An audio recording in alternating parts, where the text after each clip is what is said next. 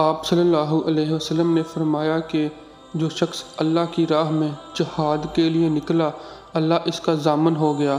اللہ تعالیٰ فرماتا ہے کہ اس کو میری ذات پر یقین اور میرے پیغمبروں کی تصدیق نے اس سرفروشی کے لیے گھر سے نکالا ہے۔ میں اس بات کا ضامن ہوں کہ یا تو اس کو واپس کر دوں گا ثواب اور مال غنیمت کے ساتھ، یا شہید ہونے کے بعد جنت میں داخل کر دوں۔ رسول اللہ صلی اللہ علیہ وسلم نے فرمایا، اور اگر میں اپنی امت پر اس کام کو دشوار نہ سمجھتا تو لشکر کا ساتھ نہ چھوڑتا، اور میری خواہش ہے کہ اللہ کی راہ میں مارا جاؤں، پھر زندہ کیا جاؤں، پھر مارا جاؤں، پھر زندہ کیا جاؤں، پھر مارا جاؤں۔